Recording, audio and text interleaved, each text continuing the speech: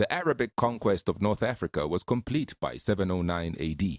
The area was divided into three provinces: Egypt, with its governor at al-Fustat, Afriqiya, with its governor at Kairouan in Tunisia, and the Maghreb in Morocco, with its governor at Tangiers. The conquest of North Africa by the Arabic people, like all astoundingly quick Arabic conquests of the 7th and 8th century CE, probably would have never happened had the Arab people not converted to Islam in the early 600s CE.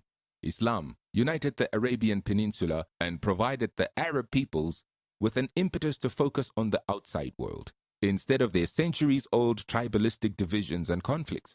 Historians state that the Muslim theologians of that time essentially divided the world into two distinct worlds or houses: Dar al-Islam, the world or house of peace, and Dar al-Harb, the world of war.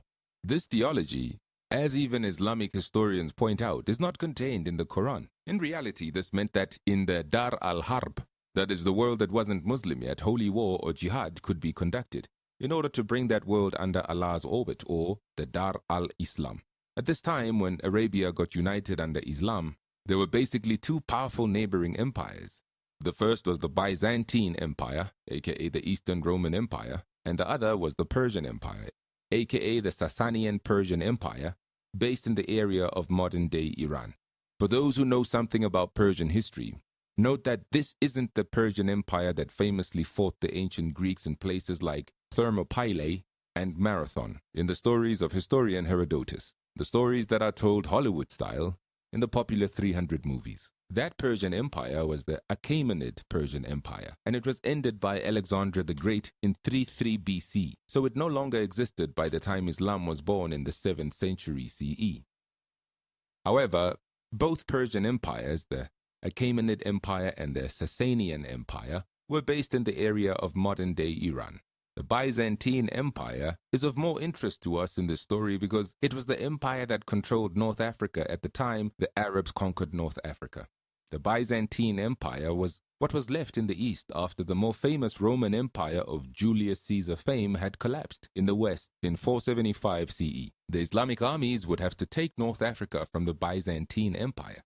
This was done largely over three main invasions. They were launched in 647 CE and from 665 CE to 689 CE and also in 698 CE. For a modern-day person, attacking and taking over an area the size of North Africa between 647 CE and 709 CE doesn't seem at all that spectacular. But to understand why the early Islamic conquest shocked and astounded the world, try to put yourself back in the 7th century CE.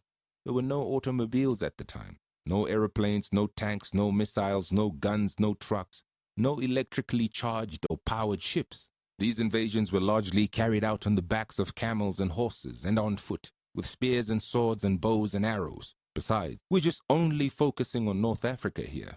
The entirety of the early Islamic invasions was bigger than just Africa.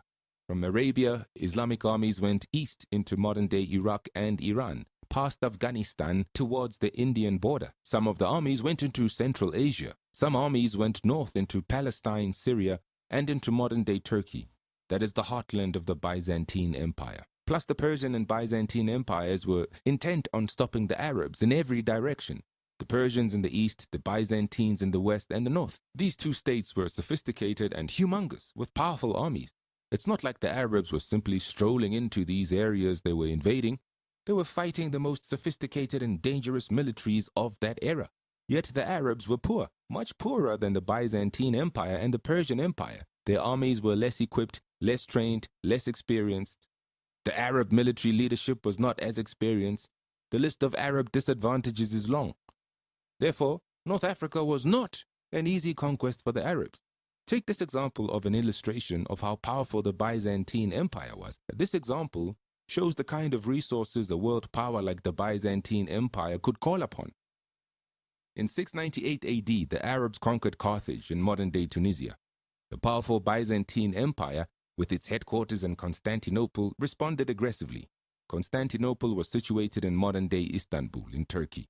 From Constantinople, the Byzantines sent soldiers. More soldiers and ships were sent from modern-day Sicily, and more soldiers were sent from modern-day Spain. All these places were under Byzantine control. This show of force by a world power caused the Arabic armies to retreat unceremoniously. Historians say the Arabic armies had to run back in the face of the overwhelming Byzantine response. The situation was dire for the Arabs. As if things weren't bad enough, the local tribes around the area of modern-day Tunisia, the Berbers, rebelled against the newly arrived Arabs. It was only in 703 AD, 5 years later, that the local Arab commander was able to get enough reinforcement troops sent to him. Troops that were sent from Arab headquarters, and this enabled him to successfully push back the Byzantine. By 708 CE, the Arab armies were on the other side of North Africa, on the Atlantic Ocean side. We don't have the time to recount all the other challenges that were experienced by the Arabs as they were attempting to conquer Africa. However, here is just a quick taste of one of the challenges. One of those difficulties concerned the bloody internal political strife taking place back home in Arabia, where power had to be attained and kept through plots, assassinations, and coups d'etats. This might explain why it took a whole 5 years just to send fresh Arab troops to North Africa. A note about the Berbers before we leave you today. Please be aware that we will cover the much fuller story of the Berbers in the future. That story includes the Berber resistance to the Arabs, their conversion to Islam, their taking over in North Africa, and their involvement in the Islamic conquest of Spain. The Berbers, from whom the Moors would later evolve, mostly live in Morocco, Algeria, Tunisia, Libya, Mauritania, northern Mali, northern Niger, and western Egypt.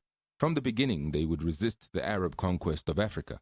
After the Arabs conquered North Africa, it was hard for the different Arabic caliphates and dynasties to control North Africa from their bases back in Iraq and Syria. Just a word on the term caliphate. We have previously encountered the term on episode 1 of African History Quickies, so it makes sense to explain it. A caliph is an official successor to the Prophet Muhammad. The Prophet passed away in 632 AD.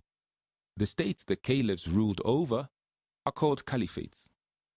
In recent times in the news, you might have heard that ISIS, right or wrong, called themselves the Caliphate. Back to the story of the Berbers. The very long distance between North Africa and the Caliphate headquarters meant that the local Berber dynasties could sometimes take control of the North African territories from the Arabs. History has a way of being funny and complicated. While the Berbers were not too keen on being occupied by the Arabs, there were other local indigenous North African tribes who were not too keen on being under the control of the Berbers. Thus, these other indigenous tribes were happy and welcoming to the Arabs when they came back to take over North Africa with fresh troops in 703 AD. That's all we have for today. Stay tuned for our future programs.